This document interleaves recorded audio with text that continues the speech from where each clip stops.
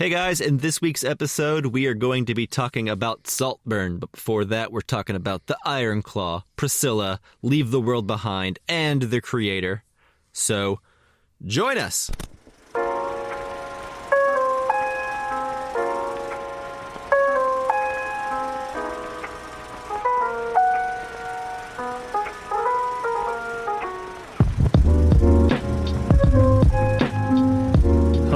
Welcome to the Casual Cinecast, powered by Cinelinks, the show where we talk about the TV and movies we've been watching, as well as do a deep dive review of a current movie or a classic film from the Criterion Collection as voted on by the listener via X/Twitter. My name is Justin. With me as always is a man who I would lend my bike to so he could reach an appointment on time and then subsequently walk his bike with a flat tire home. Mike, how are you? Good. You know, that's actually how we met. It's true. But now I'm suspicious of all of that. Yeah, I once was talking to Emerald Fennell and I told her the story of how we met. And so and she it's just all took out it from there. Yeah. It's all that you know now. Yeah. That's Sorry. all right. You sprung it on me here. Yeah. Surprise. Yeah. No problem. Anyways. How you doing? Pretty good. We're trying out something new, and my flow is a little off right now. I'm not really sure.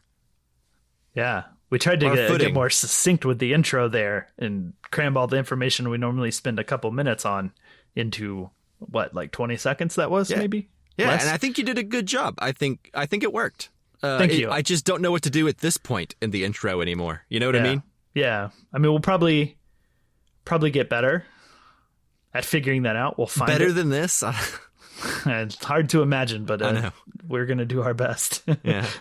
But yeah, that's the new intro. Short, sweet. That way we can get into news on the march. Maybe leave more time in the future. Yeah, maybe more time for witty banter such as this. Yeah.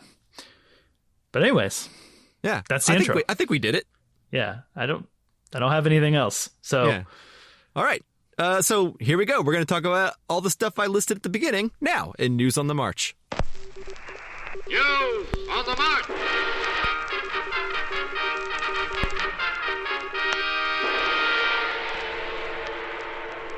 All right. We're here in News on the March.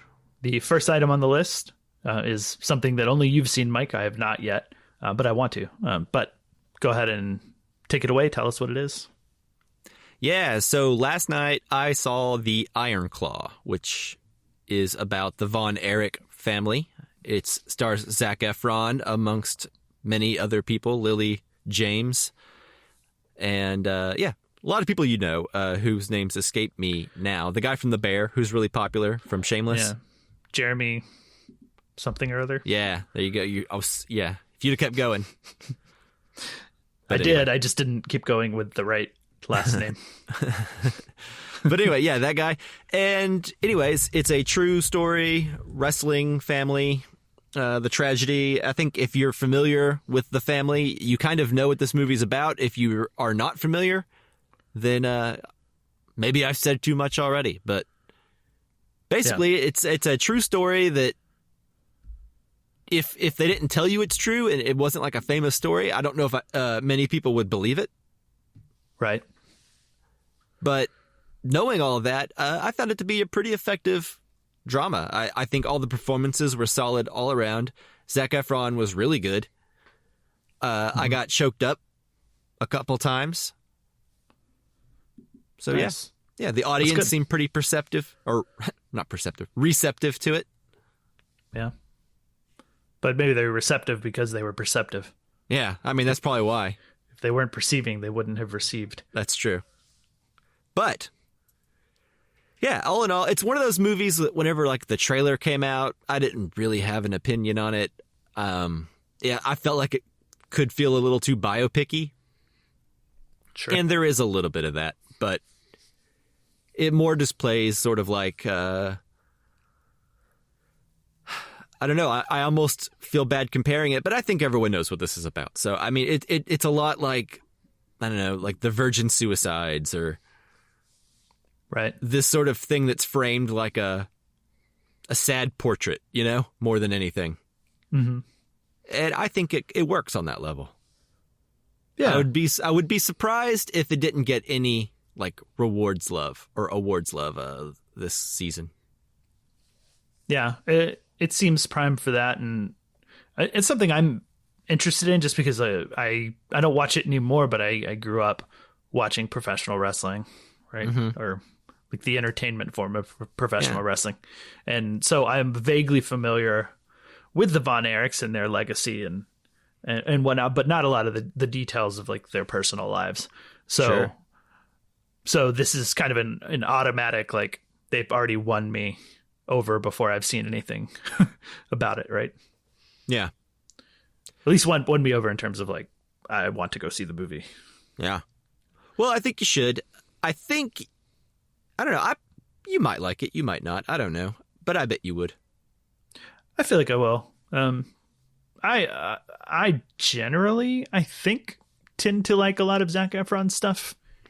Yeah. Even though he turned, I don't know, I think it took him a while to shake the High School Musical kid star sort of thing. But I liked, what was that movie? 17 again? That was fun. He was still very much in that image though. Then that movie is hardly shedding that.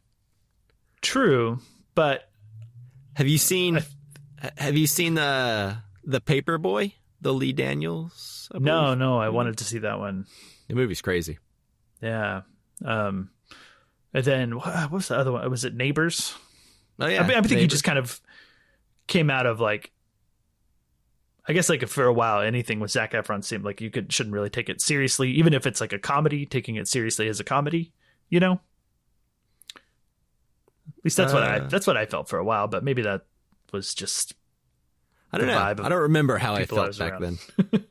Yeah. Here's one thing.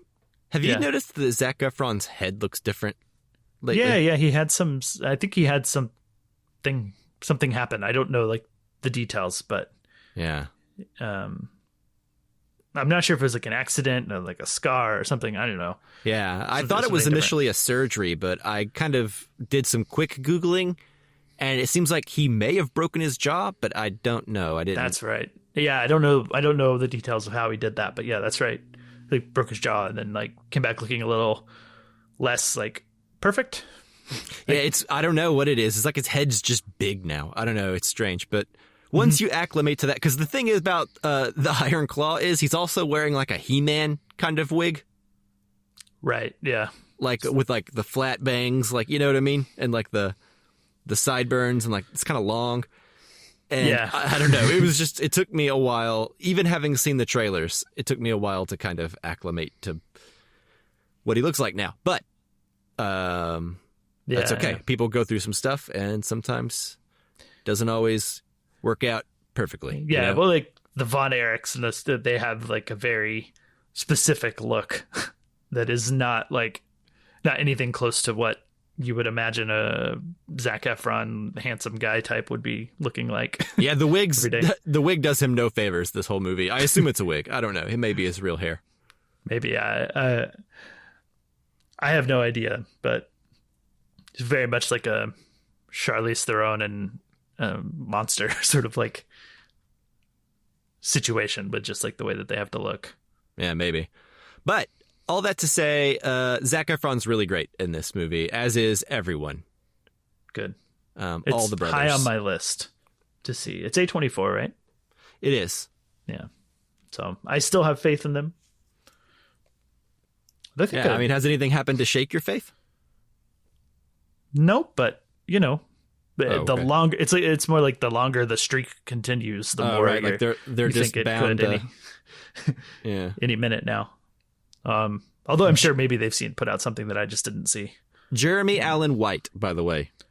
Yeah, I looked it up earlier too, but we had moved on. Yeah, and then also Holt McCallany. I don't know how you say his last name, but he's in a lot of Fincher stuff. He was in Mindhunter. Okay. He's really great as their father. So awesome.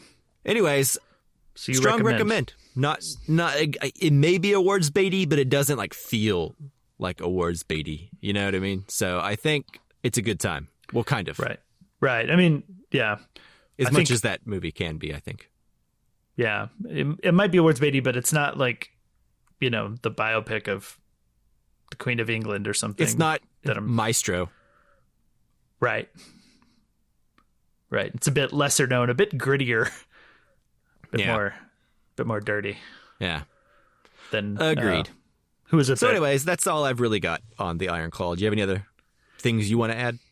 No, I don't think so. I think I'm good. Yeah. So let's move on. Yeah. From one biopic to another, right? Yeah, I suppose so. That we've both seen. Yeah. I saw this in theaters a while back, and I believe Chris and I talked a little bit about it, but yeah, let's hear it. You recently watched Priscilla. That's right. Sofia Coppola's Priscilla. This was a movie that was on my most anticipated list for like the rest of the year. I think the one that we do kind of at the end of summer, after all the blockbuster stuff's out of the way. And yeah, this was high on my list. I'm generally a big fan of Sofia Coppola, and I know to me this didn't disappoint. I think it's really cool to have this movie in. I don't want to say the wake because it's not like it made a huge splash, but like Baz Luhrmann's Elvis, Yeah. I feel like it made a splash. I heard a lot about it for a long time. Yeah. But maybe it's died by now. Although I guess it was just last year, right? Yeah, but that's might as well be like 2 years ago. Time moves so fast now. Basically. So anyways, interesting companion piece to that, whereas like I liked this perspective on Elvis, and really diving into the sort of like the gritty stuff that people probably want to ignore about someone who is such an icon. Sure. The person who met this girl at 15 and how that went, it's pretty and aggressively pursued her. Yeah. Disturbingly aggressive in that pursuit. And I don't think it's any surprise to say that it continues to be pretty disturbing and sad, what goes on. But beyond that, this movie, I think, looks great. Love the way that it's shot, and the vibe of it is cool. I think that's one of the ways where like this feels kind of like Sofia Coppola going back to Marie Antoinette and Virgin Suicides sort of vibe, more so than I think her stuff since then. Sure. But that's sort of like, the anachronistic music, right? That stuff that came out since the time the movie is set in, like that sort of vibe is very cool. And I found this to be great. All the performances in this are top notch as well. You could probably call this one awards baity too, in that sense. Well, as much as I think you could consider Sofia Coppola's movies generally to kind of feel that way. Maybe not so much that last one she did for Apple. On the Rocks.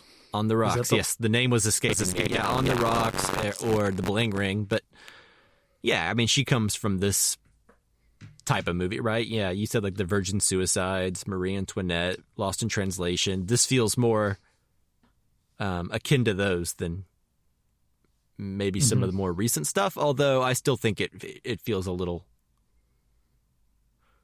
I think all her movies, except for On the Rocks, that one feels a little different to me. Yeah, and that one's closer Ring, to straightforward. I could see more Sofia Coppola in. It feels like On the Rocks there was maybe like she got a big budget and just kind of wanted to, I don't know, make something personal yet big budget. I don't know. Yeah, it's an interesting little movie. It's probably my least favorite of hers that I've seen. Yeah, I think the only one of hers I haven't seen is The Beguiled. Oh, I've seen that one. I thought that one was... Maybe that's actually my least favorite, because I forget about that one. Because it didn't do much for me. But it probably has more like artistic merit than On the Rocks. Yeah, that's what I would gather from what I know of those movies. But I like On the Rocks. I enjoyed it, but like it also could have been a not Sofia Coppola movie pretty easily. Yeah, and I would have been maybe enjoyed it the same, maybe not. Sure. But anyways, back to Priscilla. What did you think? Yeah, I mean, I think this movie was really, I don't want to say like a good time, but I enjoyed it thoroughly. Like the whole time I was captivated, and when it was out, I was able to right away be like, yeah, I enjoyed that. Mm-hmm. I think it's interesting, to see Elvis from this perspective versus the Lerman perspective, right? Because that movie is very nice to Elvis, right? Elvis is quite often the victim. Yeah. In that one. Right. Often and frequently. And in this movie, here's the thing, is I think this movie makes Elvis feel like a real man. Right. In a way that I don't think the Elvis movie was interested in doing at all. And it is obviously based on Elvis and Me by Priscilla Presley. Mm-hmm. So, there's that, obviously. And I think Lisa Marie, before her death, wasn't very happy with the screenplay for this. I think she got to look at the first draft of it and kind of famously wasn't a fan. And I see why. Because there's a lot of things that happen in this that aren't very flattering. He's kind of, I guess, emotionally abusive. I don't want to make that claim because I don't know if Priscilla herself would have made that claim. Because I haven't read her book. But sure. But what I would say is it portrays him as a young man in a relationship, especially a young man of his time. Right? You mentioned that he pursued her when she was 15. As much as that upsets us now, that's the story of a lot of people's grandparents. Right? Back then, a man could just walk up to a girl's parents and be like, yo, I would like to court your daughter. My intentions are honorable, or whatever, whatever that means. And then, if you look him in the eye and you stood up straight and shook his hand with a firm handshake, that was enough back then sometimes. Yeah. Or if you were Elvis. Yeah. And that's the thing. That leads me to my next point, though. It's just like, and to now imagine that one of the biggest celebrities in the world does that. And it's like, I want to date your daughter. There's no way you could say no. Because, she is going to want that. And I don't know, you don't want your daughter to hate you. And so I felt for her parents, or at least the way they was portrayed in the movie. Yeah, me too. I mean, down the road, you could have been the parent who didn't let your daughter hang out with Elvis when he liked her. How might my life have been different if you hadn't that one time, stopped that awesome thing that never happened again? Yeah. But so it's just a weird situation. I'm glad now that it's a little more socially unacceptable for this kind of courtship to take place, so that when it does happen, everyone's in agreement that this shouldn't happen. Mm-hmm. Yeah. I think. Although, my first job, there was a guy who was 25 and a girl who was 15 at that job, and he got permission from her parents to date her, and I always thought it was really weird. Yeah, even back then.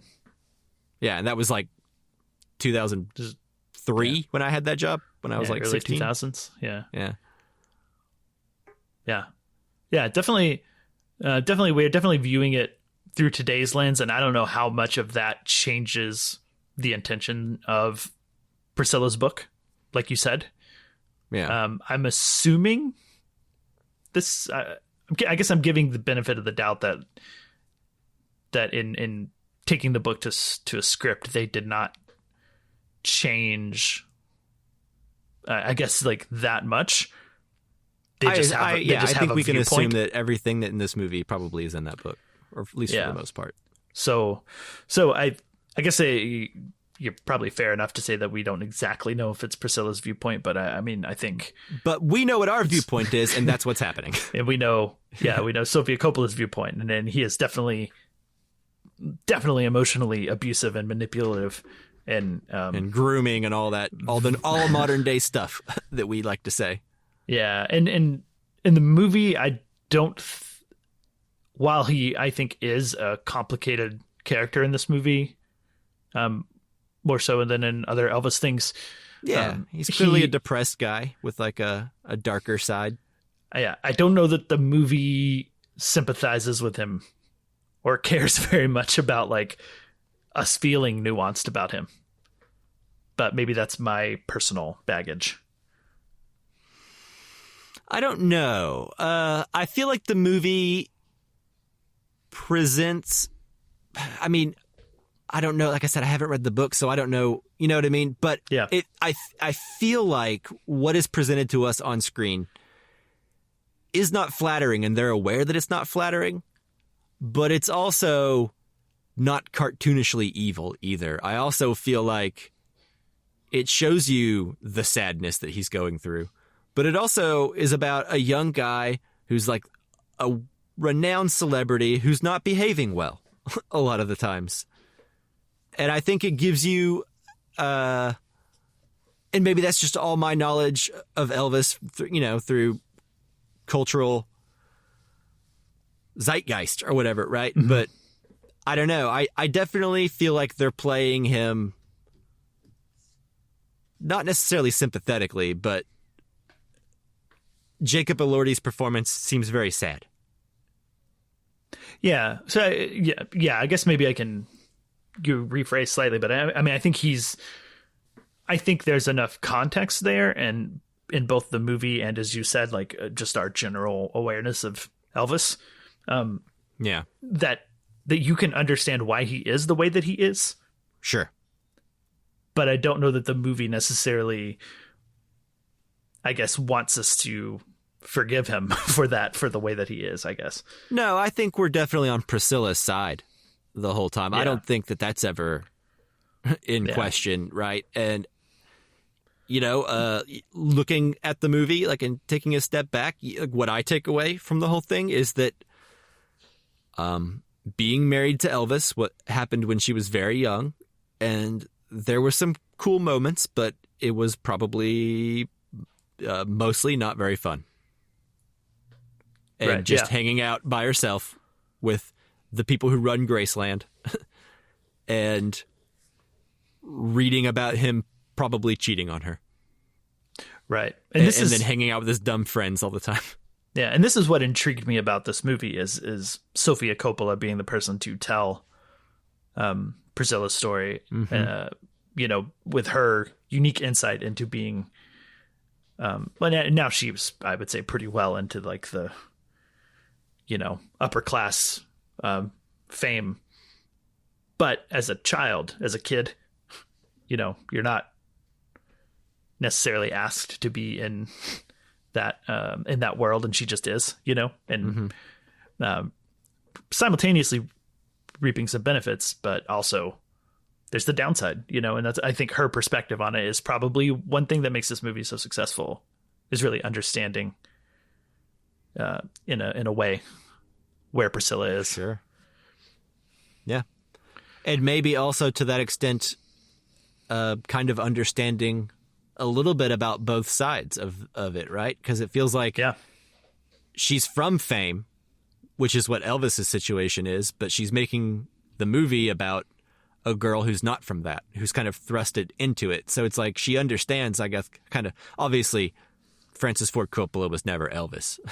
No one's gonna, not many people can reach that level of fame, but like all her movies, like I believe it was you who said this. It's like she's really good at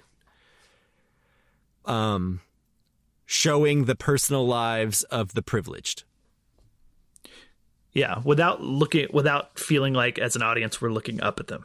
Right. Yeah, just very like window into the life of and the emotions of people who happen to be.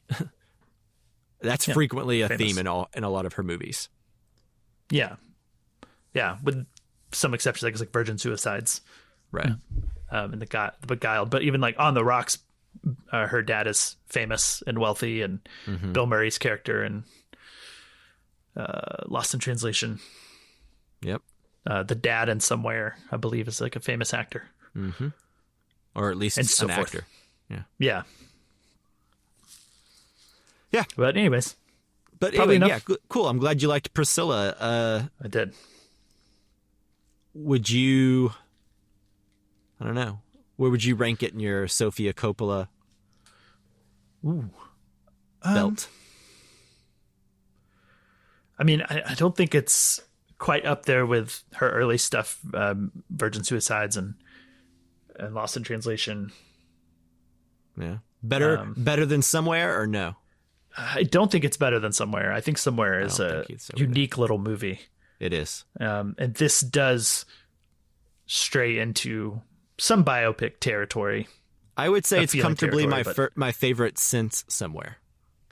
Yeah, I think so. And that I say that having not seen Bling Ring. And I say that not having seen The Beguiled. Well, I think I could almost guarantee, maybe not quite, but almost guarantee that this would rank higher than Beguiled for you. I'm curious because I want to see how it compares to the Clint Eastwood Beguiled. Yeah. All right. Anyways. Moving on. We've got some more here. Yeah. Moving on. Another one we've seen, and another one that I just watched that you saw some time ago. But since I just probably talked most on Priscilla there, I'll toss it to you. But this is it Gareth Edwards? That's the director, right? Yes. I always have to make sure it's not the Raid guy, Gareth Evans. Yes, Gareth Edwards. His film, his sci-fi film, The Creator. I just watched this. But Mike, why don't you just talk about it? Talk about your feelings real quick, and then I'll follow. Yeah, I saw this movie back when it was in theaters. I don't even remember when that was. I guess November? Jeez. October? I don't know. Wow. But who knows? Yeah, it's been a minute. So let's see. What do I would say that this movie is mostly pretty good for me. I don't think it entirely comes together. All of its problems, in my opinion, are kind of script related. Mm-hmm. Because visually, it looks incredible. Yes. I think Gareth Edwards, all of his movies, I think look insanely good. I think he's got an eye for scale. He knows how to film things in a very cost efficient and I want to say grounded way, sort of that really enhances the visuals. He knows how special effects works because he did all the special effects on his first movie, Monsters. Mm-hmm. And I think that background allows him, when setting up shots and framing shots and shooting sequences, to really maximize time and money.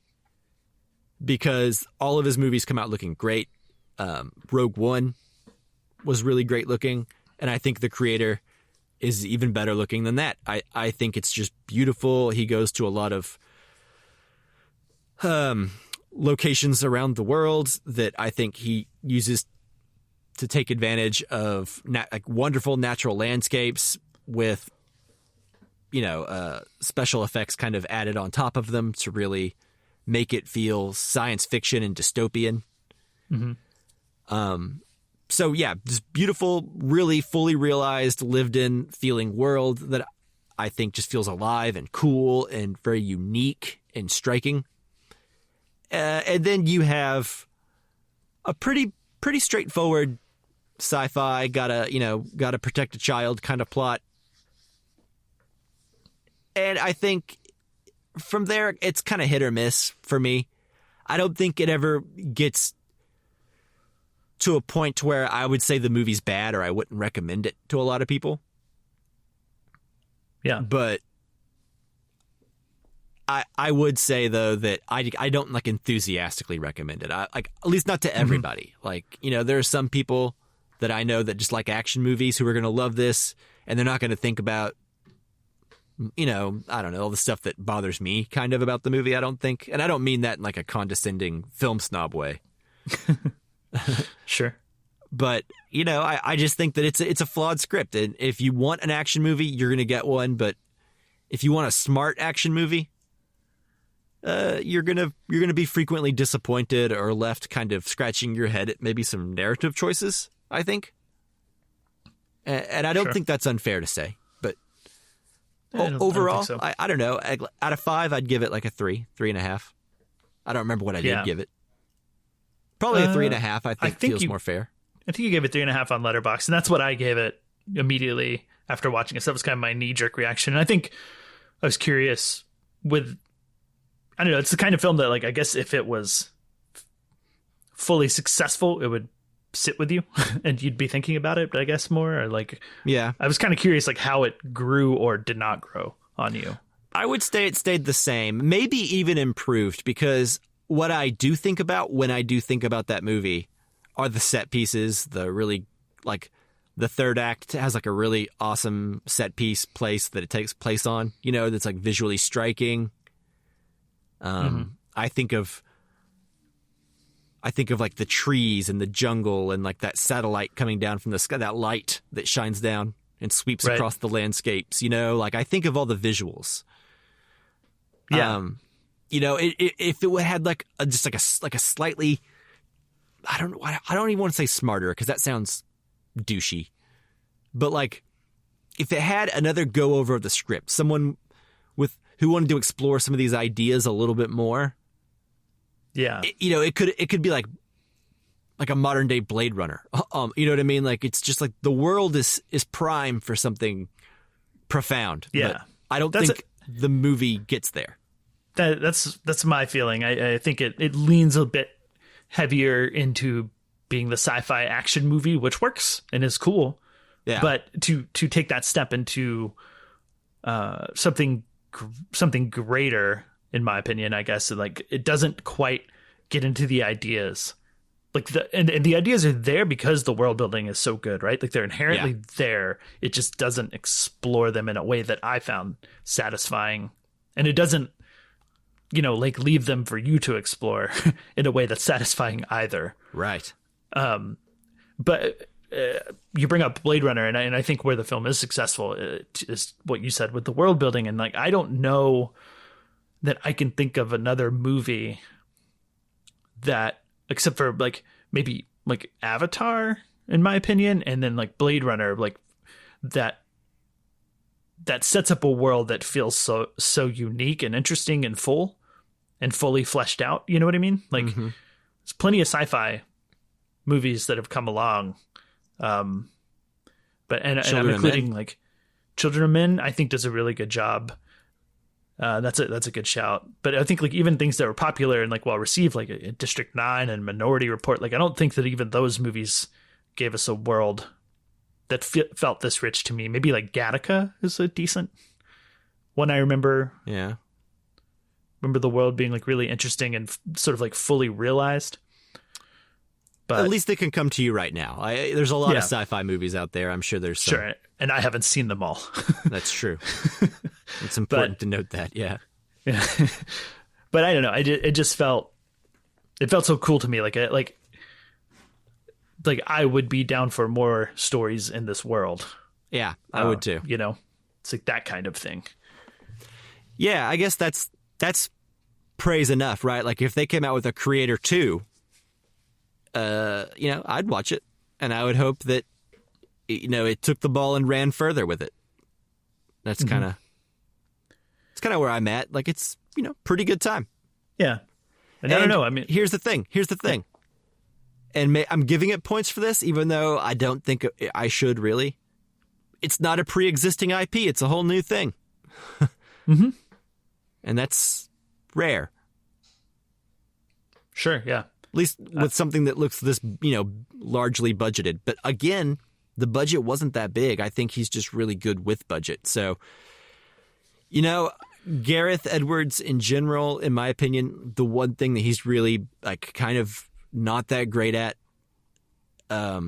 is character work. Yeah. All of his movies, I think, suffer from character issues. Notoriously, Rogue One was apparently in a lot of trouble when Tony Gilroy came in to do extensive reshoots on that. And from what I understand is those reshoots were largely character-based, right? Because you needed the audience to care about someone and something. So I think that's the problem that I think Godzilla had. Although in retrospect, having seen the sequels of those Godzilla movies, the humans in Godzilla 2014 are all like a bunch of Citizen Kanes. Yeah.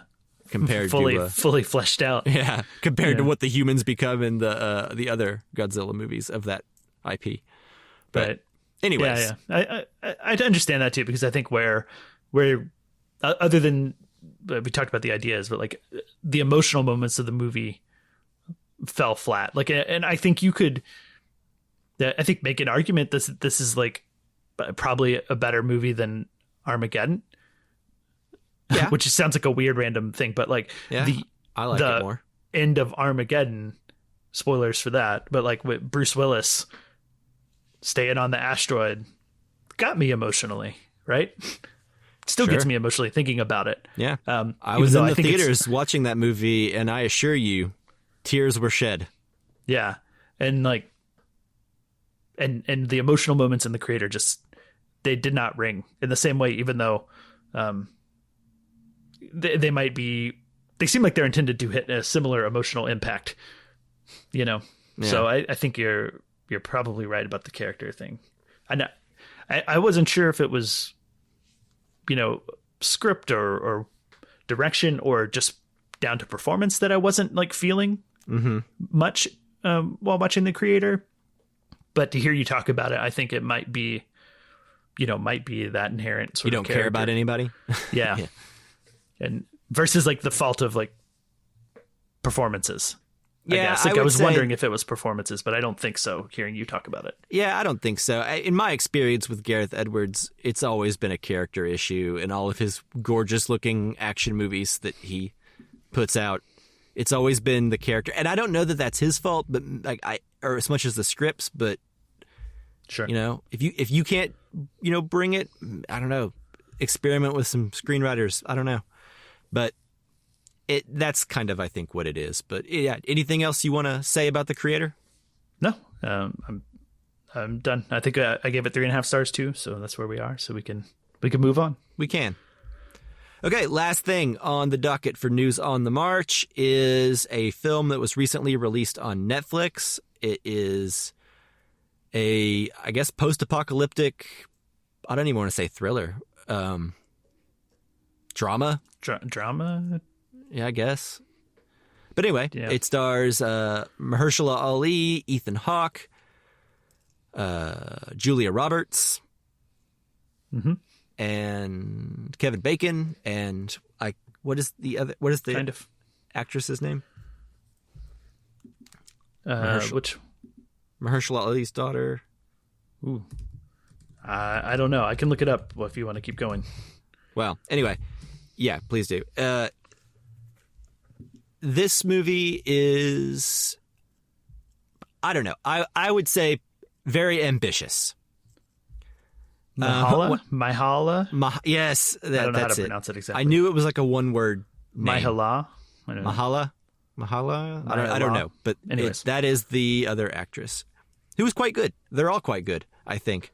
Although, to be honest, I don't know that the screenplay does a lot of favors to some of them. Right. So this movie has a lot on its mind. And over the course of the movie, my feelings on it flip-flopped a few times between this is not working for me and, okay, maybe this is working for me. You know, maybe it took a turn and then something else would happen and it would kind of go back to not working for me again. Right. But even though I think at the end of the movie, I come away overall, I don't really recommend it. It does have a lot of interesting stuff on its mind. And the ending is cool. The ending made me laugh. Yes. Which I won't get into here, but I don't know. If you're on the fence and you haven't finished the movie yet, at least get to that end. Yeah, the ending was definitely an up for me. Like, you know, because I equally went through like peaks and valleys with the movie of how I was feeling about it. And but it ended on an upturn. That's true. It did end on an upturn. Yeah. I guess so. Like the work real quick. The premise is that this couple, Ethan Hawke and Julia Roberts, and their children rent an Airbnb like house for the weekend. They go there, and then later that night, two people show up, Mahershala Ali and Mahala, his daughter, and they say they're the owners of the house and that they need to actually stay there even though it was rented out for the weekend. And yes. Meanwhile, the world seems to be ending, or there's something's happening to where communications are broken off, planes are crashing, TVs aren't working, phones aren't working, that kind of thing. And during the course of the movie, the couples talk about all kinds of stuff. There are lots of interesting dynamics explored, some preconceived notions and prejudices kind of poking at each other a little bit. You're like, is this going to come to a boil, or what is this movie saying? And I think it tries to say a lot. Yeah. I don't know that it always eloquently does so, but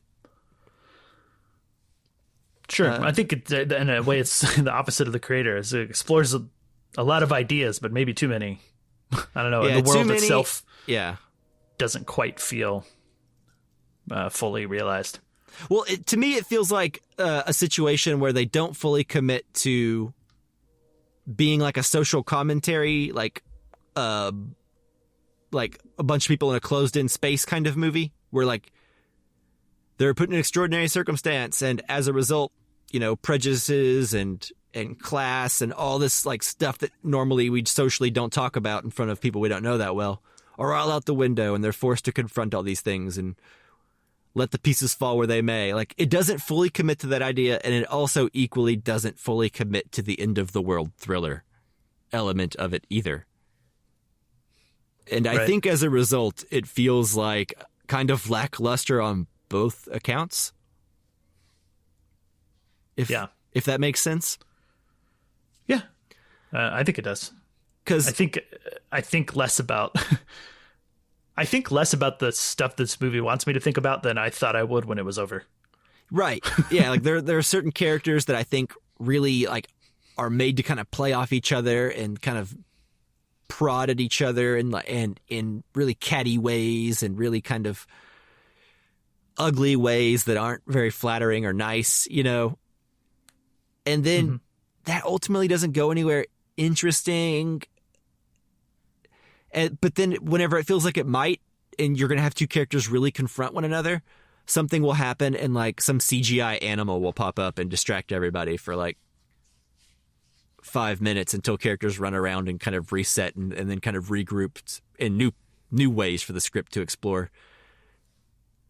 And I don't know. It ultimately, it didn't feel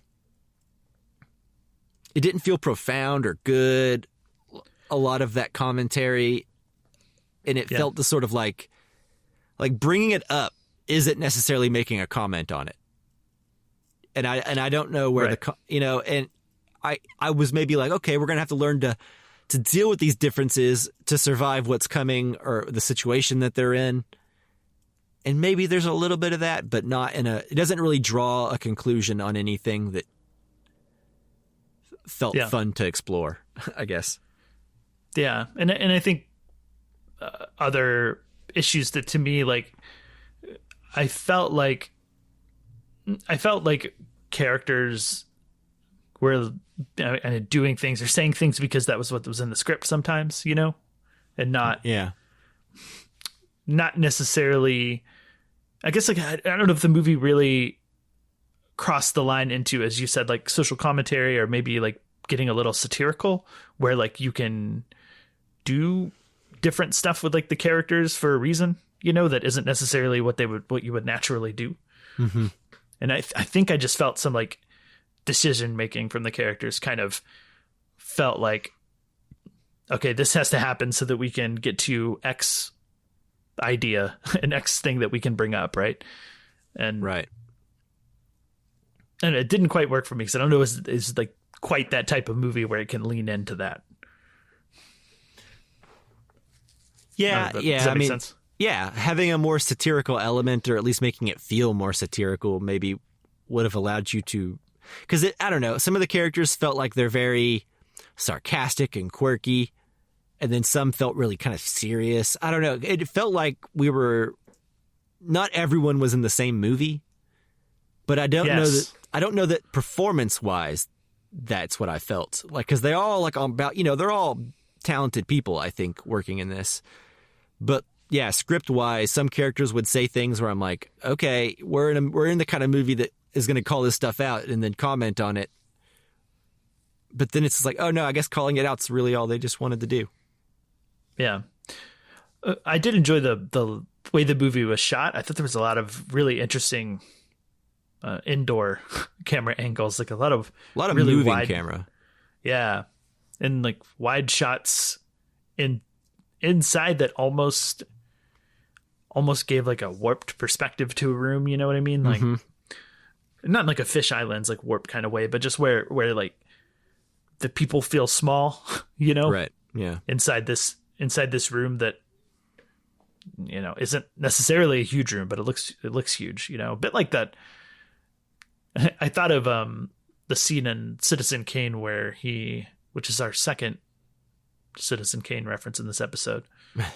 But anyways, where he's like close to the camera and then he walks back towards the fireplace and then you realize the fireplace is like 10 feet taller than him. Sure. But at first it just looks like a normal fireplace. Yeah.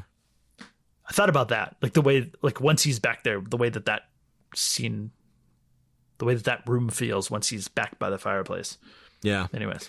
Yeah. No, I mean, there are some, good angles and some good blocking and good staging and everything in this movie. But then there's also some stuff that really confounds me. Like, I think there is an intro before the title sequence pops up where Julia Roberts is like looking out a window and there's just really long zoom that just kind of zooms in on her face. Mm-hmm. And then she turns to kind of look at the camera and she's like, and it kind of ends with like a I hate people kind of thing. And then it's like, whoop. And then like the title pops up and I don't know, like that didn't really work for me. Yeah, I forgot about that, but in context of the rest of the movie, I'm with you. I remember it now. Yeah. Anyway. Sure. So all in all, it's a movie that I don't really hate and I have no ill will towards, but it's not a movie that I think I could recommend to anybody. Yeah, I think it's at best, it's maybe like a conversation starter, as you said, with ideas that it doesn't necessarily comment on.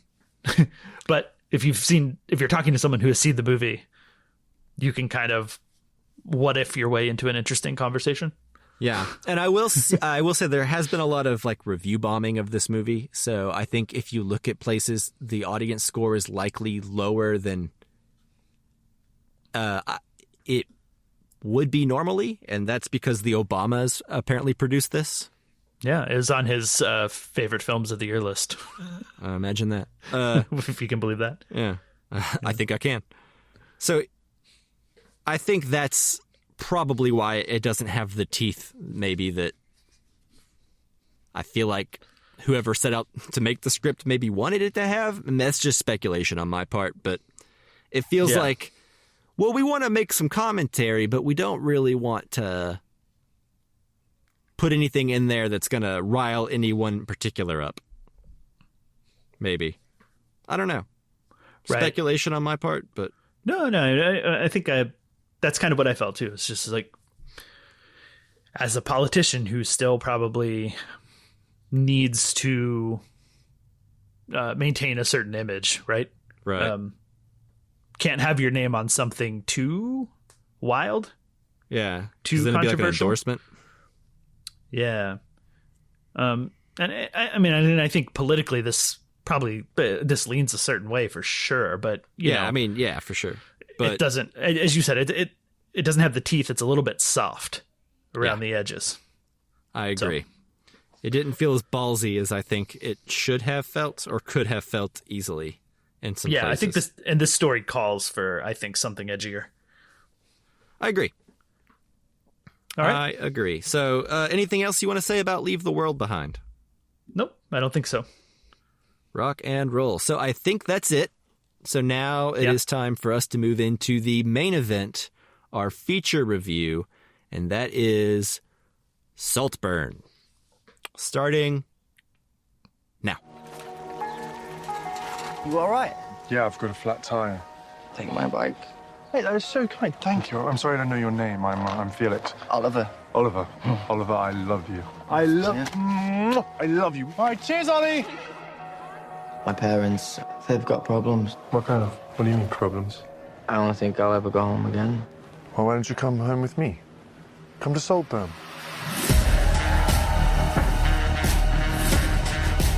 This place? You know, it's not for you. Lots of people get lost in Saltburn. Oh, that's just giving me goosebumps. Look, Pamela. Oh, no. What have you done? I just thought that maybe I could help. You're not leaving us. You're not leaving Saltburn.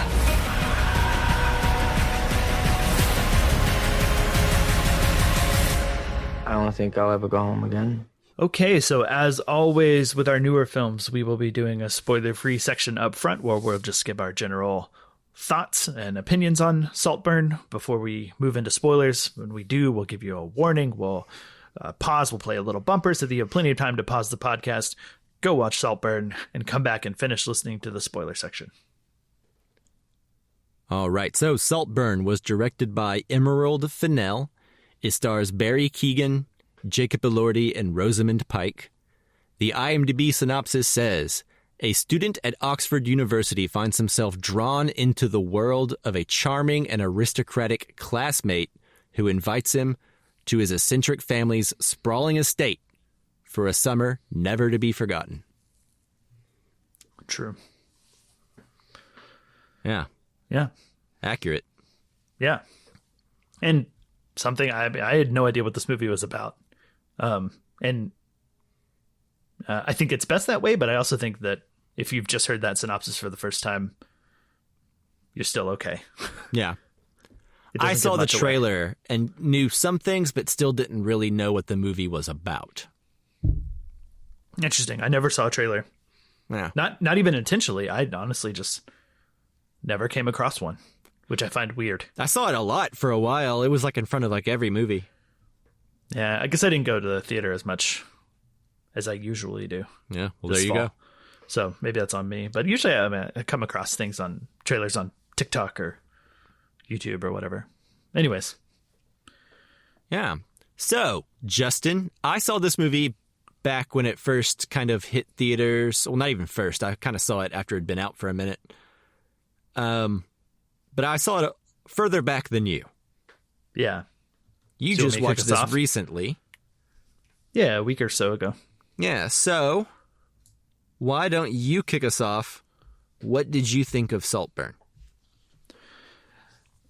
Yeah, so as I said, I didn't know anything about the movie. I just knew it was Emerald Fennell, who did Promising Young Woman, which is a movie I liked.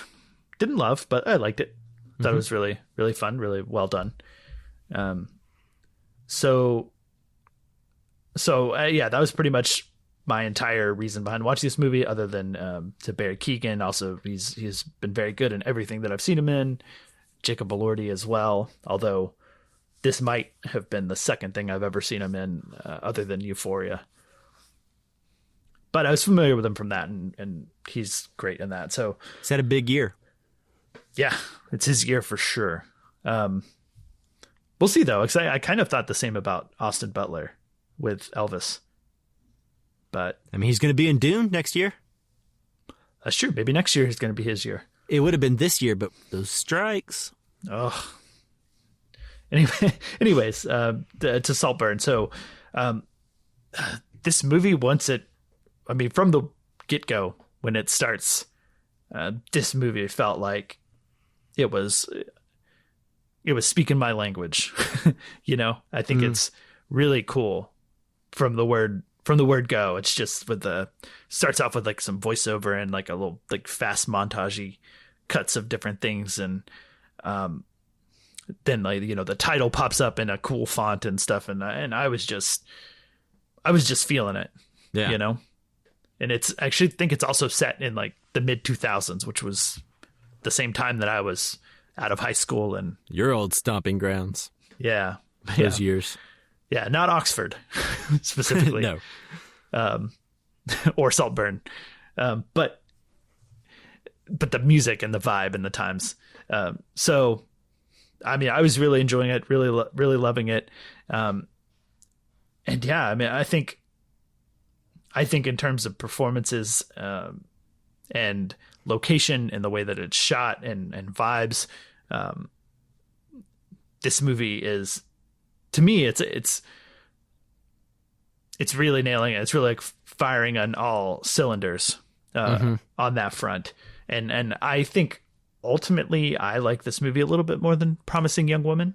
I thought that it was really interesting. I was pretty glued to the screen the entire time. Even if I think the one place that the movie falls short is in its I guess like script and plotting. Like I hard to say too much without spoilers, but yeah, I mean, I guess I can't say too much. No. But I guess the movie disappointed me in the script, is what I'll say, in some ways, and not like the way the characters interact in the dialogue, 'cause all of that is great. Like I think it sucks me in. It's just like ultimately when the movie's done, I think it just let me down in certain ways that we'll get into in spoilers. But just in terms of like, I could rewatch this movie regardless, just because of the performances and the location and the music and the cinematography. I think it's one that you can just really get sucked into. And I think maybe the other thing about the movie is that a lot of the buzz that I had heard about it too, I guess, was that, it was supposed to have some like really shocking, edgy stuff that's like it's this crazy movie. And what I would say is, if you're an experienced movie watcher and have seen a lot, you're probably not going to be shocked by this movie. And I think I also wonder how much of my experience was colored by waiting for the shocking stuff to happen.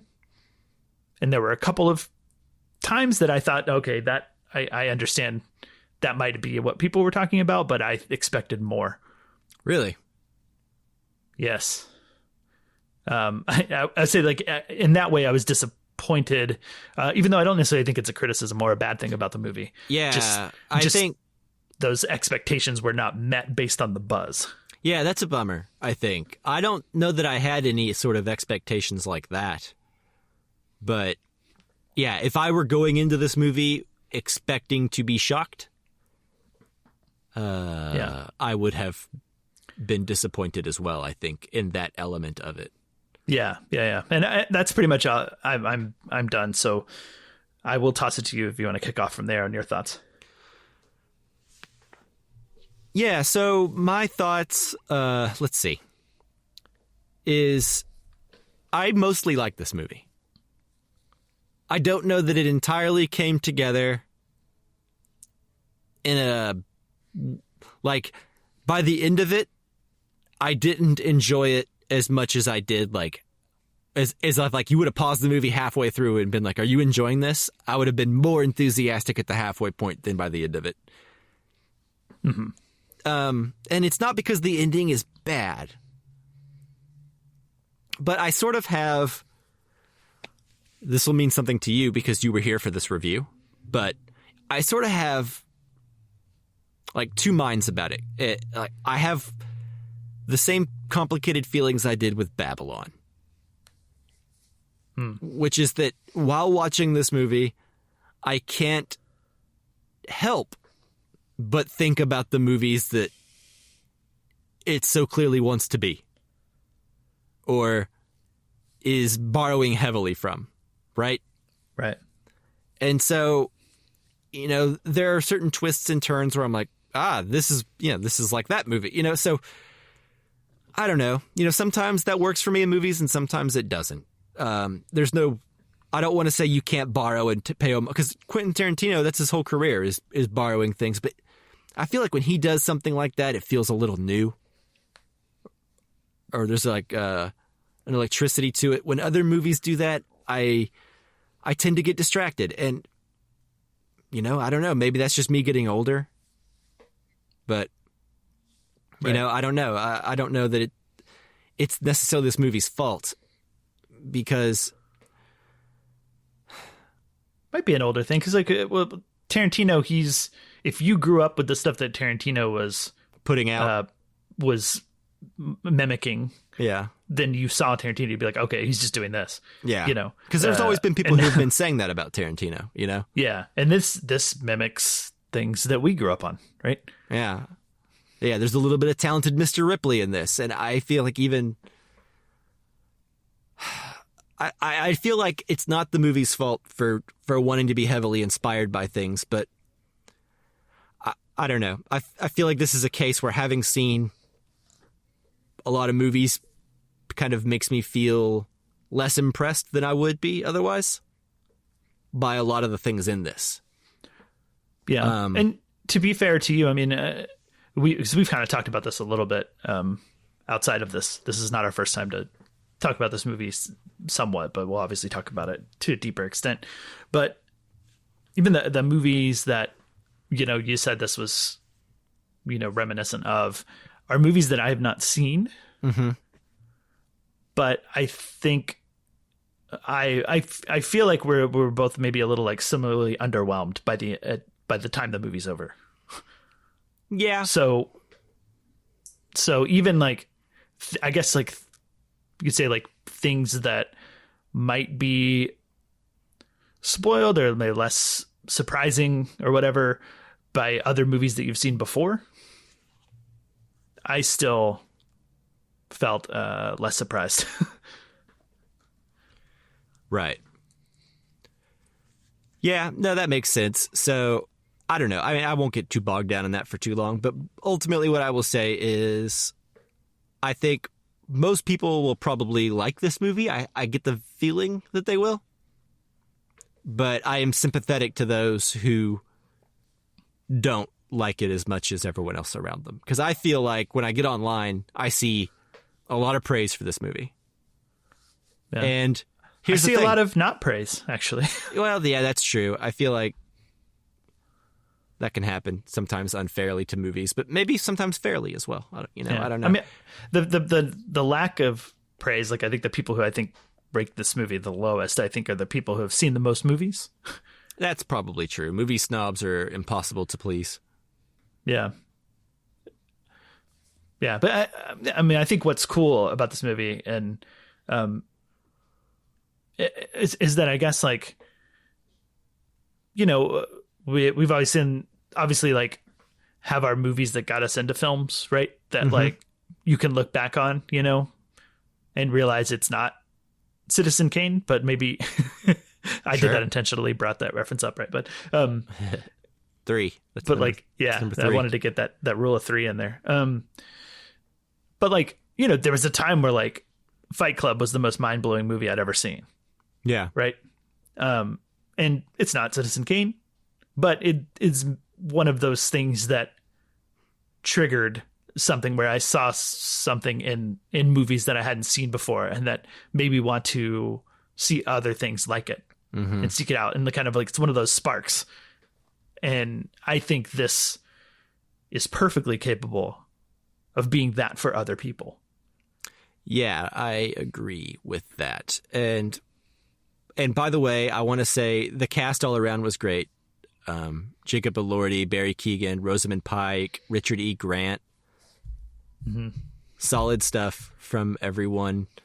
I think just script. And even then, it's like, I don't know if there was, one thing too many happening at the end or one thing too few.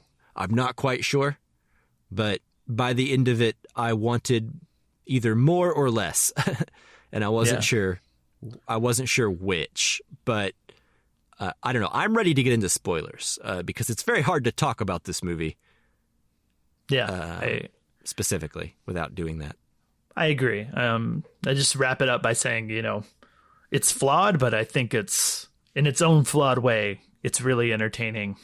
And I think that most people will be entertained as long as you're not like easily shocked.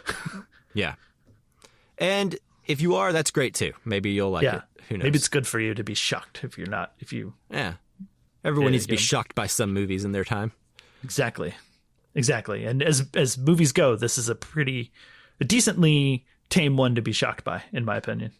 You just gotta get that backhanded comment in there. Yeah. Okay, so spoilers? Yeah, spoilers starting now. No, I guess Rosebud is just a piece in a jigsaw puzzle. Any orange cigarettes you got up there, I'll tell you all about it. Things are going to start happening to me now. And here we go. All right, so now that we are in spoilers, I want to ask you a question. You mentioned that you went into this thing expecting to be shocked. What were you expecting? And then where did you realize that this movie probably wasn't going to shock you the way that you were waiting to be? I was expecting, I think the one thing I had seen, like the comment was like someone saying the bath drain scene. Right? Yeah. And I was like, okay. So when the bath drain scene happened, I was like, okay, something more is coming. And then when it ended, I was like, oh, well, okay, that something else is going to happen in a bath with a bath drain, because all he did was kind of suck up some water. And I don't know, putting your tongue on the inner rim of a bath drain is pretty disgusting. It is disgusting, but I don't know if it wasn't necessarily the disgustingness that was supposed to be shocking, was it? It was more... I don't know. That's all I felt was just disgust at the bath drain. His tongue was touching the bath drain. The water part was fine. Yeah. And I mean, not to be too crude or grotesque, but like, it's supposed to be water that he, masturbated into, I assume.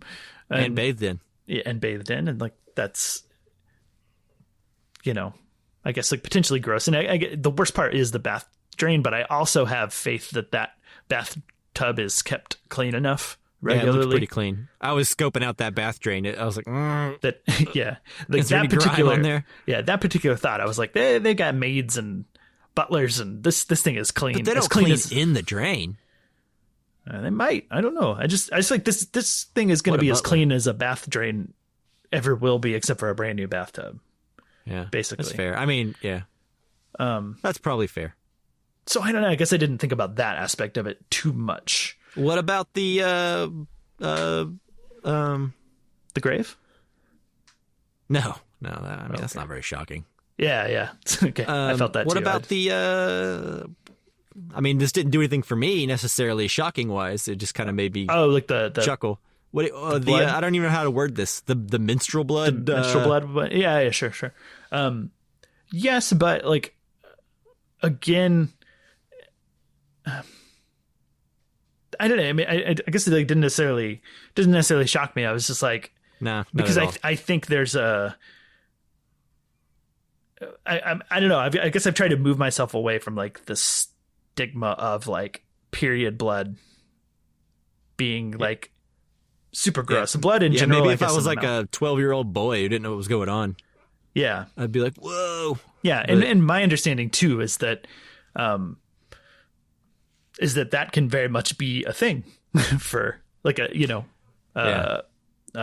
turn on for people, and I think this is me kind of interpreting things that like I've seen on TikTok from women and whatnot, is that like someone not being grossed out by period blood or whatever menstruation is a turn on, right? So like I guess I just saw it as like, she's probably loving this, Yeah, I mean, I don't know. It just did not. that also did not shock me. No, I don't even know that was supposed to be shocking. I would actually be really... I mean, like, I would have liked to have seen this with more people. Right. Those are the three things I've seen cited most on, like, of people saying, well, what do you think of the bath drain scene? Or what do you think of the grave scene? And then the menstruation scene. And yeah. But then, so to be fair, now that I'm like on that part of TikTok and the algorithm has hit me, I've seen a ton of people saying that this movie was, you know, made by a woman for women, where like these things that are supposed to be shocking, like maybe are supposed to be more shocking to men or like unadventurous people. Yeah, maybe so. Maybe there is an element out there who was like, what? And their minds were being blown with that scene. But yeah, I don't know. It felt pretty tame. But then again, I say that, but we also live in a world where there aren't that many popular movies with this much sexual content in them. You know, I mean, there once was, but I feel like we live in a world now where it's like, it's little small movies like this that have to put sexual content in them, and then sometimes they'll rise up to like where there's a little bit of a buzz about them, you know? So right. Yeah. I don't want to discourage it and be like, I wasn't impressed, because for most American movies that come out, this is more sex than a lot of them have. So yeah, absolutely. I don't necessarily knock it for that. I think it's just an I found myself waiting. You know what I mean? And that probably to some extent colored my I think that experience. Was the wrong lens for you to go into this movie with, unfortunately, is expecting something like that. Like, the way you make it sound is you make it sound like whenever I was watching, like, Human Centipede the first time, or, like, a Serbian film. And, like, movies that are very shocking, you know? And I still remember to this day. That doesn't make them good, but I remember them. Right. So... ultimately, going for shock isn't everything. I think this movie... I don't think this movie, that's what it was even setting out to do. I don't think the bathwater or the menstrual blood or the grave scene, I don't even understand. I don't even think any of those things are meant to be shocking. I think it's meant to be very forward and very... kind of sexual in a way that a lot of movies aren't these days, but that's not necessarily, it's not, I don't think it's claiming to like reinvent the wheel or...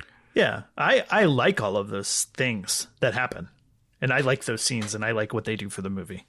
Yeah. Like ultimately. But framing them like shock is, I think, a disservice to trying to people who do end up seeing the movie. Yeah, you're going to disappoint people. But anyways, we can move on, I suppose. Sure. Well, what'd you think of Barry Keoghan? Do you believe his character? We talked about this a little bit in here, but since we're in spoilers, let's talk about the end. Yeah. He's monologuing to Rosamund Pike, who has undergone some sort of accident. I think like a slow. She's ill, so I'm imagining a slow poisoning type decline. Situation. Yeah. So he's monologuing to her about how he planned it all from the get-go, and people asked him if he was in love with Felix, was Jacob Elordi's character's name, right? Or was... Mm-hmm. Yeah, Felix, okay. And he says that he never loved him. Kind of he did, but mainly he hated him. And he hated all of them, and he wanted to come for everything, which he ultimately gets. You know, he's outlived most of the family, and he has systematically and methodically sort of gotten them all knocked off one by one way or the other. And now we are to assume Saltburn. We are to assume that he's getting it all. He's getting all of Saltburn. So my question at the end of the movie, and I think one of the main questions that really matters, is, do you believe him here? Do you believe that he never loved Felix, and it was always this sort of – vindictive, I want to steal your life kind of situation? or what do you believe about him in that moment? Yeah, I think.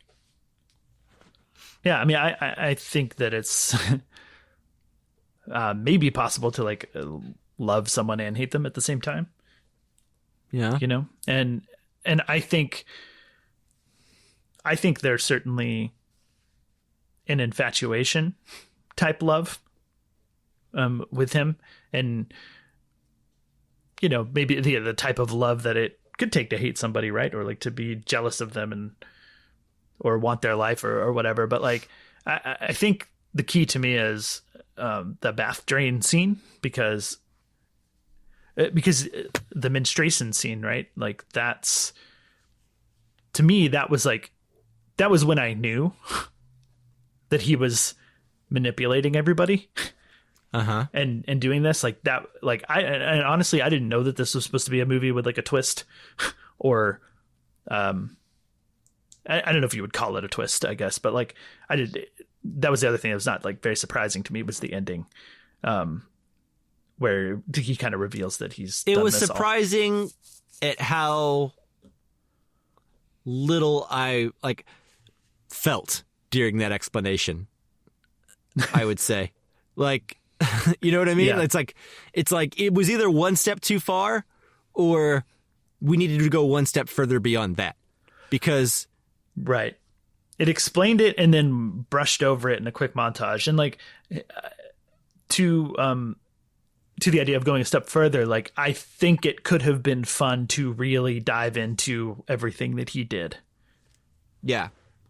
And I think I missed that, or I would have liked to just reach the conclusion on my own that he did it all, or be, you know, ask the question, right? Like, you know, oh wow, did he, or, you know, strongly suggest that he has masterminded this whole thing, and so he could get Saltburn. Like, but as it is, I'm flat out told, and then don't get to have the fun of going into it, you know.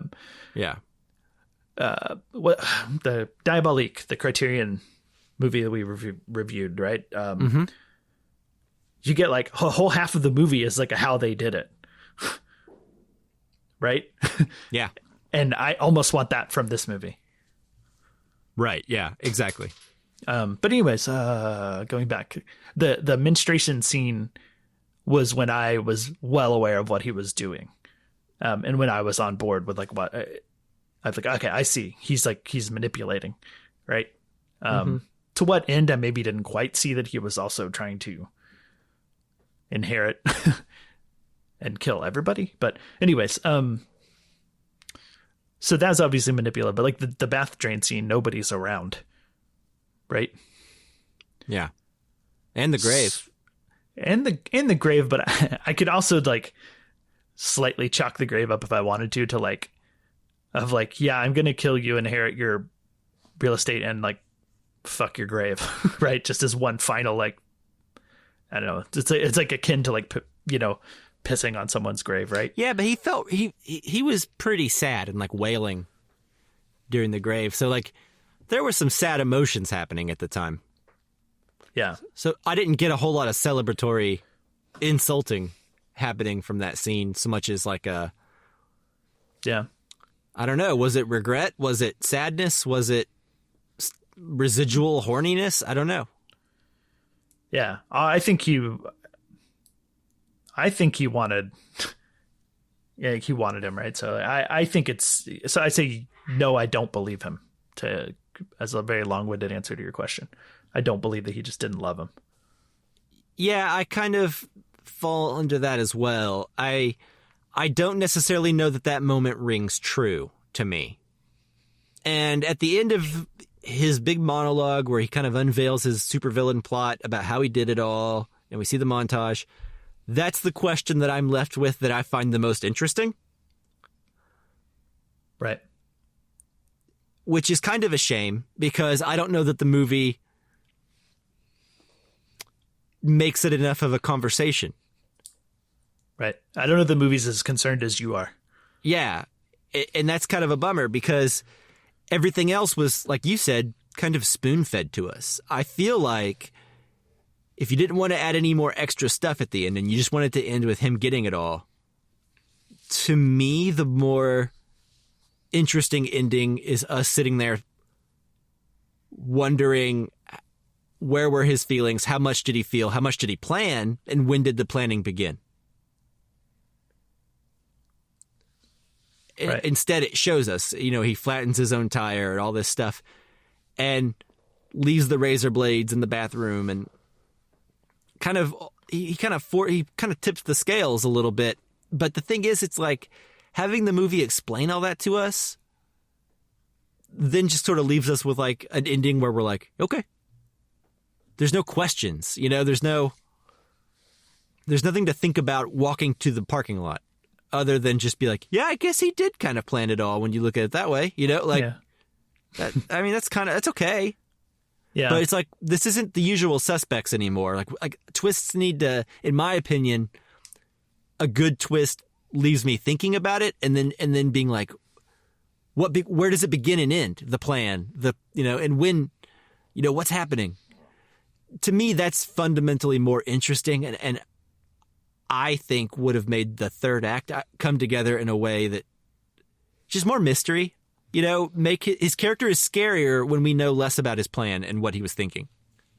Yeah, I think I prefer more mystery, but as I said earlier, like if you're going to remove the mystery, like I also I really want to see in a super detailed like almost Ocean's 11 or Diabolique right? Sort of I want to see a conversation with a lawyer where a lawyer looks at him and knows he's guilty. Right. And then him like signing the deed over or whatever, I don't know. Like I want to go further where like he has to navigate this world where everyone knows what he is and what he's done and he just doesn't care or something, Yeah. But a mystery where all the pieces are there and it's, possible that he orchestrated all this is cool too. We just kind of don't get either one. Right. But to be, one thing I did enjoy about the ending is that I think I enjoy that it revels a bit in his success. At least that's the vibe that I got. Like, I think he's definitely reveling at the end. He is reveling for sure, but I think the film is too. Well, yeah. I think the film and probably the audience. Yeah. I think that's the vibe that it's like you're enjoying that he pulled this off, right? Like, sure, it, yeah, and enjoying watching this family get destroyed, this well-off, like wealthy family. Yeah. So I like that vibe of coming away from the movie feeling that way. Sure, too. Absolutely. And I like, in retrospect, thinking about how easy it was to like, I feel like Rosamund Pike was like the easiest one for him to like seduce. All he had to say is like one time in the middle of her like talking, she's doing her own thing and he's like, God, you're really fucking beautiful or something like that, right? He says something to that effect and that does it. That's it. Yep. She's won from that. Yeah, she's won over. And Richard Grant is probably the hardest and he has to more or less just wait for him to die. That was my reading. Yeah. Or kill himself. Yeah. See, that part's all fascinating to me. Is like that last ending. I feel like the movie's in such a hurry to end that a lot of what's happening, it just feels more interesting than I think the movie is interested in it, I guess. Yeah. Yeah, exactly. And I saw something cool where the scene after Jacob Elordi, after Felix dies, and they're all in that, it's like that meal scene. I don't remember if it was like I guess it was breakfast or something. Mm-hmm. And they close the curtains so that they can bring his body by. But like in that scene, I think it foreshadows everyone's death. Oh, does it? In some way, yeah. Because I don't know if you recall, but the sister, she's just pouring wine into the glass and it's overflowing. Okay. Like her bathtub was. Okay. With the wine and the bloody water. Sure. Right. Yeah. And then Rosamund Pike briefly chokes on something. Okay. And then I don't know what I don't remember what, if anything, happens with Richard Grant. Yeah, I was gonna say, what happened to him? What did he do? I don't remember, unfortunately. I'd have to go back and look. But the other guy who comes back and forth, who is the one that kind of almost sees through Felix or really hates him, whatever you want to say. Yeah. He doesn't die, so I don't think anything. He just kind of gets foreshadowed with disowned him. by the family. Yeah. But that was another thing I think that like made it really obvious was like it was like after the scene where he has his like talk with that guy, and then like the next day he's getting kicked out, and they're like, oh, an email was sent about how he's trying to sell the family dishes or whatever, so we're getting rid of you. I was like, well, clearly Oliver sent that email. Yeah, and like ratted him out like it. And there was another thing where like, and then like the movie when it is explaining everything like mentions that, and I'm like, yeah, I know. Why are you telling me again? Yeah. Yeah. I sorry, go ahead. Well, I was gonna say, before I forget, I want to say that one thing I really enjoyed about this movie is how Felix seemed like a genuinely okay dude. Like, yeah, he's like a rich, spoiled kind of aristocrat, as the synopsis at the beginning mentioned. Mm-hmm. But as far as aristocratic rich boys go, he seemed like a pretty decent dude. Yeah. You know, he seemed to just kind of strike up a genuine friendship, or what he thought was a genuine friendship, with Barry Keoghan's character, Oliver. And then, I don't know, proceeded to be nice to him the whole time, invited him to his home. And even whenever he found out that Oliver had been lying about everything and being weird, he was like, no, I'm not going to tell the family. Just leave after the party, you know? Yeah. Like, he was mostly a pretty decent guy. Yeah. And I felt bad for him. Even his mom was like, you see the best in everybody, and kind of like dismissed his opinion because Felix just seems to be too nice of a guy. Right. I think any flaws that he has, like, it could be easily explained by growing up a very handsome, very wealthy person. Right. Yeah. Right. So, yeah. Like, the only thing that I think you could probably say about him being like a bad dude would be like the implication that every summer he has like a new friend, but that's not really necessarily like a bad thing. You know, people fall in and out of touch. Who knows what happened? Yeah, I'm not sure how much proof of that we see, so much as it is everyone else's opinion of him that he won't last, and that don't get comfortable, kid. You're his current favorite toy, and he'll get bored with you and toss you aside. Yeah. We see a little bit of that with like the girl, the one that when they're at Oxford, and Oliver ends up with like almost sleeping with her after he's she's been abandoned by Felix. That's right. But I mean, the whole opening bit, like, even before I realized where the movie was going, and it got into this like people dying and thrillery section, I was just loving like their chemistry is so good, Felix and Oliver, and I was buying into the like something was going to happen. I thought it was, you know, a more age appropriate "call me by your name" vibe, a will they won't they situation. Yeah, I was loving that. Yeah. I was very here for it. Yeah, and there was a lot there. And then, so while we're on this subject, why do you think the sister was trying to hang out outside his window, Oliver's window, and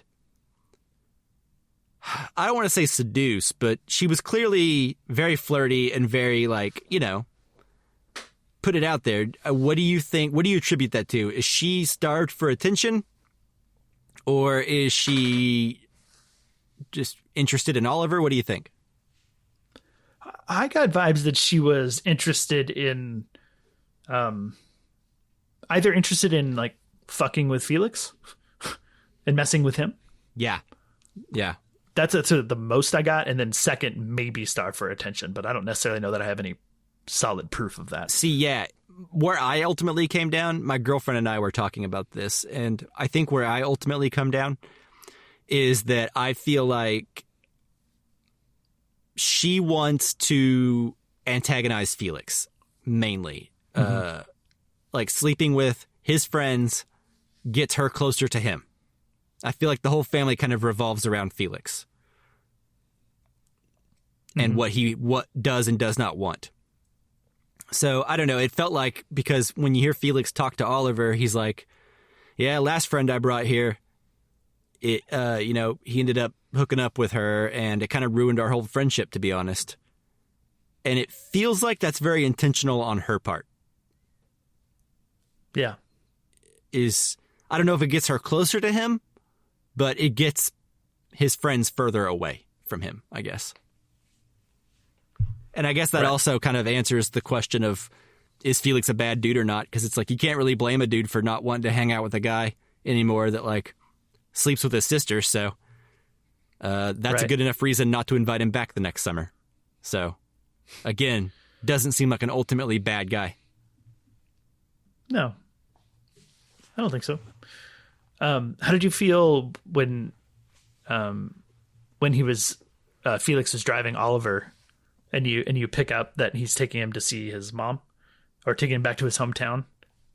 Because to that point, he had said that his dad died, but even from that moment, I was like, I don't quite buy this. From what moment? From the moment where like Oliver shows up to Felix's door after he's pretty much starting to be abandoned, and he shows up crying saying, my dad died. Yeah. I was suspicious that he was making that up to like get closer to him. So once you realize, and Oliver's like freaking out in the Jeep, he's like, we can't go here. I was like, oh, no, his dad's alive. Yeah. I guess I don't know when I picked up on it, but yeah, I just knew that they were going home and he didn't want them to see where he was really from. You know, I didn't pick up on probably the dad stuff till I saw him, but yeah, I think it's interesting that he doesn't even particularly come from like a bad upbringing. He seems like a pretty middle-class dude whose family loves him. Yeah. Which I think makes Oliver an ultimately scarier guy. Because it feels like, I don't know that he hates his family, but I wouldn't be surprised if he like hated everyone that he grew up with the entire time he was growing up in that house. And through no fault of theirs. You know, I wouldn't be surprised if that were the case. Yeah, he might hate everyone. Yeah. Period. That's possible. I get those vibes. Except for Felix at one time. Yeah. But yeah, I think like with his parents and just seeing that, like, I guess there was that brief time where I thought, okay, well, maybe this is the twist that he's been lying in their whole, because even before he says his dad died, like he talks about his mom being like, you know, a horrible drug addict or alcoholic, something. Right. And about, yeah, like portraying like he had this like poor upbringing, right? And like came from really bad circumstances. So I get like that almost, I don't know. It almost feels like like red herring, sort of like a misdirection in hindsight. Yeah. Which I think works for that. Yeah. Anything else do we want to talk about with Saltburn? No, I think I'm out of things. Hopefully I'm not forgetting something major. I feel like I am, but I mean, we mentioned performances, all great. Shot wonderfully. I think this movie looks great, slick. Yeah. It's a shot in so almost like square aspect ratio. I don't think it's quite square. It didn't feel quite like Academy. Yeah, it wasn't quite like 4:3, but it was close. Yeah. And I'm not sure. I haven't parsed a reason for that yet. But it looks good. It does as look is. good. So maybe that's all that matters. Yeah. I liked Carey Mulligan's brief part. Oh yeah. Yeah. Whenever Rosamund Pike's like, I got goosebumps, and she's like, oh no. Yeah. I don't know if you remember that. But like her line delivery of oh no to like her just getting goosebumps, it sounds like it's just like almost like she, you know, caught the plague or something, or right, or got some kind of like, or it's like her being like, I have a bad feeling or something. You know, I don't know. Yeah. And then yeah, her like feigning interest, and I don't know, just so used to like licking the boot. Yeah. Oh, that actually makes me think of something I haven't thought of until just now. But they talk about how she died. Her character, like off screen, wherever she went. I'm guessing now that was Oliver. You know, I don't remember. How did they say she died? I also can't remember. I'd have to look it up or like check out the movie again. It certainly wouldn't surprise me, but I can't imagine what he would have to gain other than stopping her from coming back and leaving. Stopping that way he could warm up the Rosamund Pike a little bit. I mean, I think he's got to stop anybody that could potentially inherit the estate, right? Yeah. Anyone that, like him, is someone from lesser means trying to like buy affections into this life of upper means, like the cousin or whatever he was, the guy from Gran Turismo. Archie Madekwe. Yeah, and then Carey Mulligan. Yeah. I mean, I just took it as him eliminating everybody who could possibly, and I think he was like a cousin through marriage or something. That character, that's right. So he wasn't. I don't think he was really in line from like a blood perspective, but probably more so than these two randos off the street. And with Richard Grant dying, he has to get Rosamund Pike to will him the estate, right? Yeah. To leave it to him, and if she was alive, she might have come first in her mind, right, than him. So you kind of had to take it. So I assume she was part of the plan, and I wonder if like there's a. But that's the kind of question that this movie needs more of. Yeah, more of or less of. Yeah, I want to know how he did it. There you go. I still maintain that it would have been equally. Maybe no, I'm with you. Equally cool. I'm with you. But by the time all that's happening, the movie doesn't have very long left. So I knew we were going to be wrapping it up at that point. I knew we weren't going to go into this high and low era, second half of high and low, where we break down how everything happened. Yeah. But yeah, okay, I think that's it. Now that we've got the goosebumps, oh no reaction out of the way. Yeah. So all in all, a pretty good movie. Didn't come together the way that I ultimately wanted to, but a strong 3.5. And, you know, I like it. I like it more today than I did when it ended, but I still don't know that I'm quite up to like a 4 out of 5 yet. Yeah. I gave it a 4, and I feel pretty confident about that. I haven't swayed much either direction. I feel like that's higher than most that I've seen. See, that's the thing about film Twitter and like film nerds in general is like before this movie hit theaters, I remember hearing nothing but glowing reviews about it. Word of mouth was good. All the test screenings were good or whatever that saw it. Yeah. And then like opening weekend, it was good. And then after that, it's been like, I don't know. It's not that good. You know, like film Twitter can't just, I don't know. Yeah. Feels like people on the internet, they can't just not like something and then just. Yeah. It's maybe the type of movie about it. It has to be like a vendetta. It has to be like your whole personality for a while to like talk about things you don't like. Sure, yeah. And it can be, I guess it's like that type of movie where it, you know, has some shock to it, is a thriller, has a bit of a twist, surprising ending. Like you can, I guess it could be easy for some to fall into that of like wanting to be above it, you know? And sure. I hope that in my criticisms, I don't come across that way because I don't. I mean, I might a little bit, and I stand by my criticisms, but I don't know. I still feel like it's mostly good, and to pretend like it's not a mostly good, well-made movie is a little disingenuous on a lot of people's parts. You know what I mean? I don't know. Yeah, no, I think so too. I think to me, there's no denying that, like you said, if you pause the movie halfway through and like you're enjoying this, you'd be like, yeah, I would have been like, hell yeah, like this is great so far. Yeah. This is where I was, you know, probably halfway through or so, maybe even 2/3 of the way. Sure. Yeah. So good stuff. But is that it then? I think so. Okay. Well, thank you, listener, so much for listening. That does it for this episode. Thanks as always to Jake Wagner Russell for the intro and outro music. If you want to hear more of his music, you can go to soundcloud.com/bopscotch and also follow us on X and Twitter. We are at Casual Cinecast. That's where you can vote for our Criterion Collection film when we do the polls. There's not one up right now because we already have a poll that's won recently and we haven't done that episode yet. Yeah. So speaking of, stay tuned to this feed. Like, subscribe, all that stuff Justin just said. Our next episode will probably be the Casually Criterion on the thing that won the last poll, and that is Blast of Silence. Yeah. Which was chosen by me. Yeah. If Chris is back, but we may, if he can't quite make it back for the next episode, it'll probably be another like modern popular movie or something. Yeah. All right. But yeah, that's it. So that's it. We did it. Until then, talk to you later. Au revoir. Thank you.